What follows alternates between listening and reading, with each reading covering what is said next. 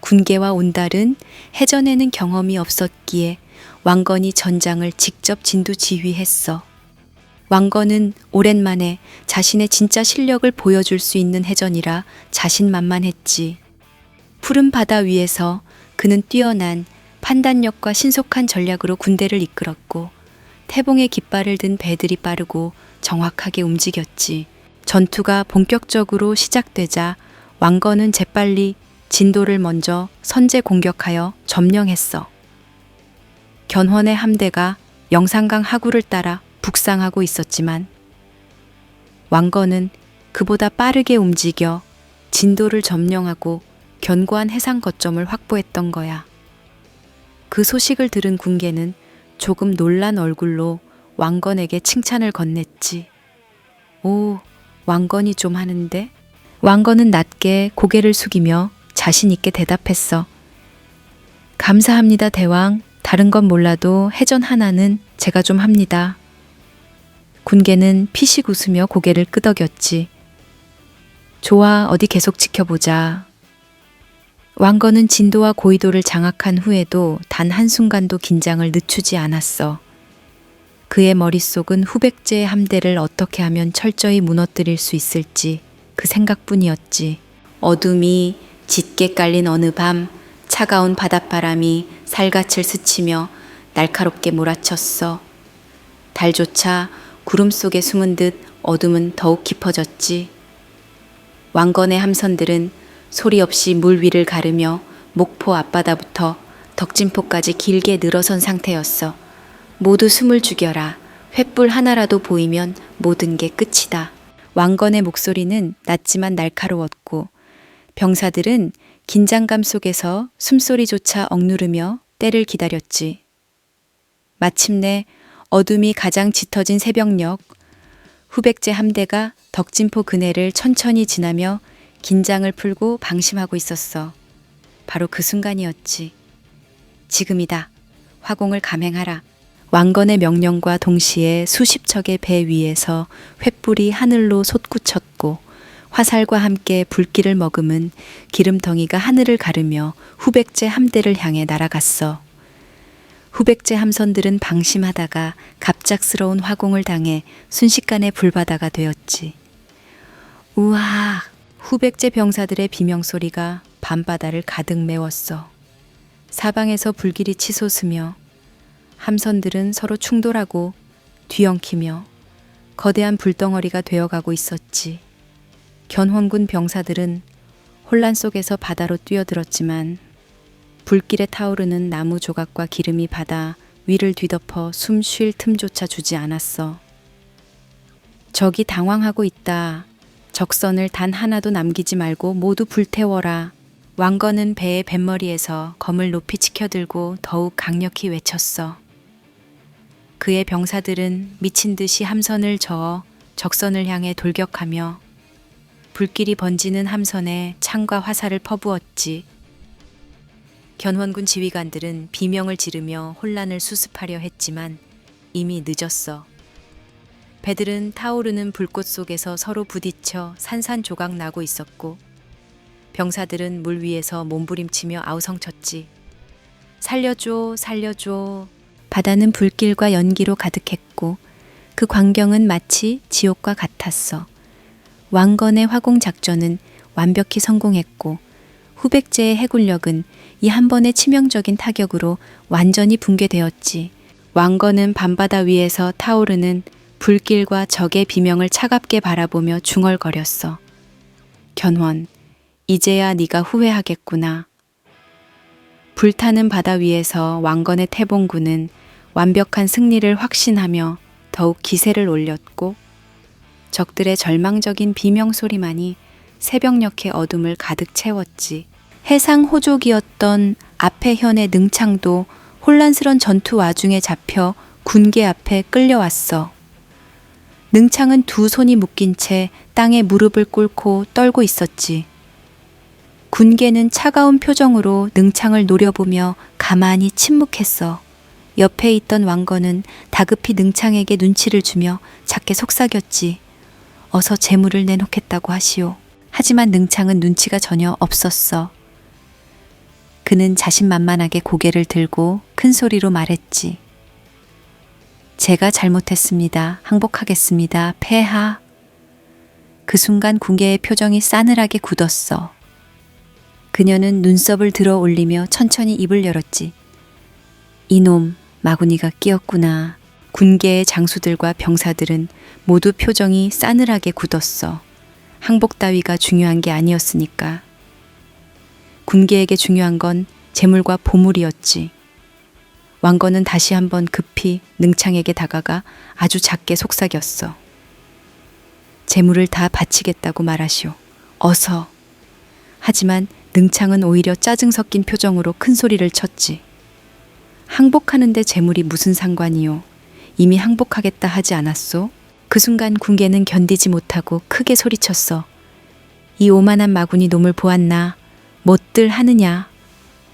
군계가 말을 마치기도 전에 왕건은 기다렸다는 듯이 칼을 뽑아 순식간에 능창의 목을 베어버렸지. 능창의 몸이 쓰러지며 피가 사방으로 튀었고 주변은 순식간에 싸늘한 침묵에 빠졌어. 군계는 피가 튄 바닥을 바라보며 다시 환하게 웃기 시작했어. 으하하하하하. 그래, 역시 마군이 없는 세상이 가장 아름다운 법이지. 미륵불 세상이로다. 군계의 웃음소리가 전장을 가득 메웠고 병사들과 신하들은 그제야 정신을 차리고 따라 웃으며 함께 외쳤어. 미륵불 만세. 미륵불 만세. 능창의 피로 붉어진 전장은 그렇게 군계의 웃음과 병사들의 찬양으로 가득 채워졌지.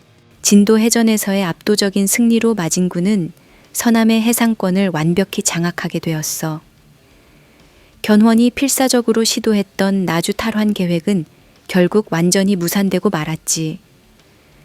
견훤은 전개 수군뿐 아니라 아페도를 비롯한 서해안 해상 세력들까지 잃어버려 한동안 해상에서의 주도권을 완전히 상실했어. 이로 인해 후백제는 서남해 일대에서 상당 기간 마진군에 맞서 제대로 된 공격을 펼칠 수 없게 되었지. 반면 왕건은 연이은 해전의 승리로 서해안 일대의 해상권을 철통같이 장악하게 되었고 이후에도 해상에서의 군사적 우위를 바탕으로 후백제를 강하게 압박했어. 특히 나주 방어선은 왕건의 탁월한 해상 전투력 덕분에 더욱 견고하게 다져졌지. 이 전투의 승리는 단순한 군사적 성과를 넘어 왕건 개인의 위상에도 결정적인 영향을 미쳤어. 그가 지휘한 뛰어난 해전 전략과 능력은 마진군 내에서뿐만 아니라 모든 호족들 사이에서도 널리 인정받게 되었고 고려 해군의 기원을 이루었다는 평가까지 받을 정도였지.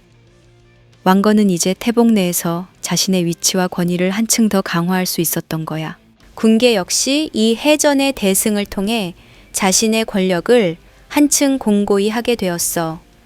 나주 및 전남 서해안 지역에 대한 태봉 정권의 지배력을 확실하게 유지할 수 있게 되었고 견훤이라는 강력한 경쟁자를 압도적으로 물리친 이 승리는 군계가 진정한 미륵불이며 왕이라는 인식을 더욱 확고히 만들었지. 이제 태봉 정권은 서남해에서의 승리를 발판으로 다시 한번 후삼국의 패권 경쟁에서 우위를 점할 수 있는 확실한 계기를 마련한 셈이었어. 궁예는 전투에서 크게 승리한 후에도 왠지 기분이 개운치 않았어. 나주를 생각하면 이상하게 짜증이 났지. 생각해보니 나주라는 땅은 점령한 것도 좋지만 유지하고 방어하기에는 너무 멀고 골치 아팠어. 게다가 나주에서 나오는 수익은 죄다 왕건이 독차지하고 있었지. 왕건은 그 돈으로 자기 해군이나 키우고 자기 수하 병사들만 불려가며 힘을 키우는 모양새였으니까. 아니, 이거 왕건이 놈이 내 돈으로 지 배나 키우고 지들 세력만 불리고 있는 거 아니야? 나를 무시하는 거야 뭐야? 생각할수록 짜증이 났지. 그러고 보니 요즘 온달까지 왕건과 붙어 다니며 무슨 형님이니 아우니 하면서 짝짝꿍을 하고 있었어. 아니, 언제부터 지들이 형님 동생이야? 둘이서 왜 저렇게 친해진 거야? 군계는 두 사람을 떠올릴수록 더 기분이 나빠졌어. 괜히 둘이 붙어 다니는 게 묘하게 거슬렸지. 이상한 예감이 들기 시작했어. 뭐야 이것들. 왠지 냄새가 나는데 이러다 둘이서 나를 배신이라도 하는 거 아니야? 군계의 눈빛이 점점 싸늘해졌어. 머릿속에서 의심과 불안이 자라기 시작했고 왕건과 온달의 움직임을 더욱 예의주시하게 되었지. 궁예는 천천히 혼잣말을 내뱉었어. 이제부터 저 두 놈을 제대로 지켜봐야겠군. 이놈들이 감히 나를 속이려 든다면 절대 용서하지 않을 테다. 군계의 마음속엔 짜증과 함께 불길한 예감이 피어오르고 있었어. 군계는 견훤이 또다시 나주를 공격한다는 소식을 듣고는 화를 참지 못하고 큰 소리로 욕을 내뱉었어. 아, 씨발! 견훤이 씹새가 또 나주로 들어간다고?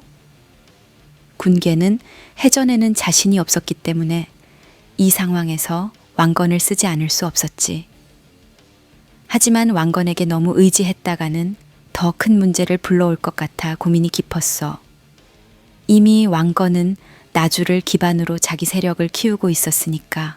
견훤은 지난번에 해전에서 패한 후에도 나주성을 포기할 수 없었어. 이번에는 해상 대신 육로를 통해 나주성 탈환을 시도하고 있었지.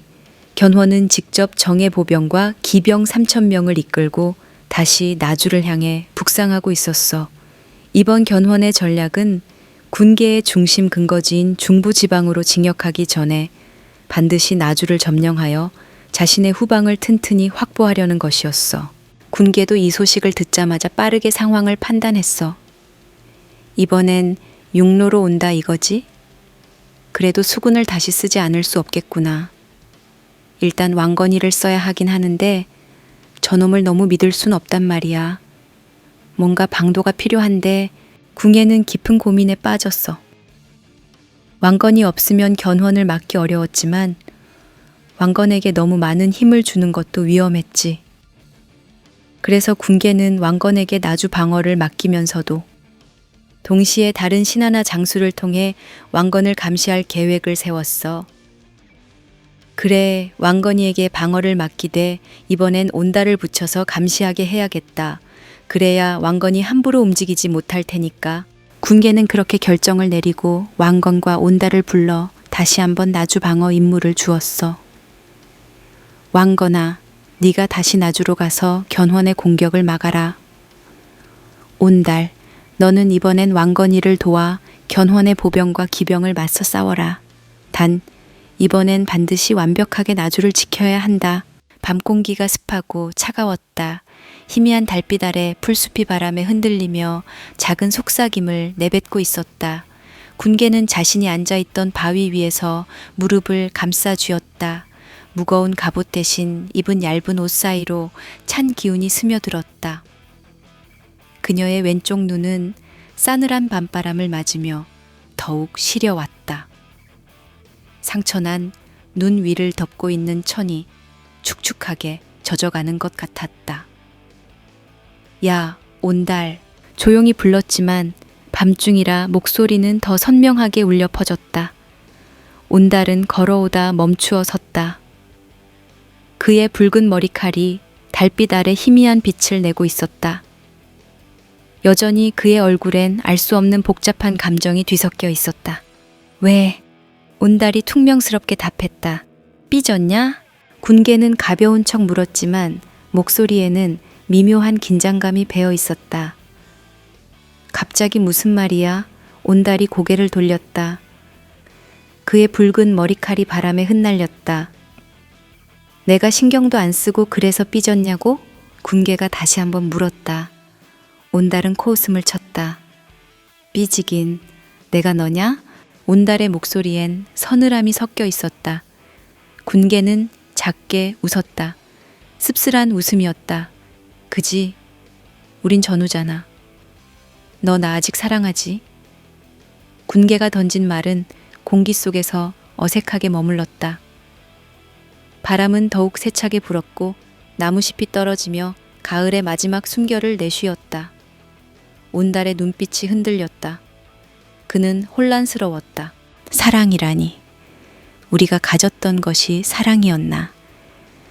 목숨을 걸고 그녀를 지키던 그 시절이 피와 땀으로 얼룩진 날들이 사랑이었다고 믿었던 적도 있었다. 하지만 지금 그의 곁에는 수아가 있었다. 따뜻하고 편안한 품을 내주는 수아가. 솔직히 모르겠어. 온달의 목소리가 낮고 무겁게 떨어졌다. 모르긴 뭘 몰라. 사랑이 변해? 그런 거야. 군계의 목소리가 점점 높아졌다. 그녀의 내면엔 급격한 감정 변화가 일어나고 있었다. 너야말로 날 사랑하긴 해?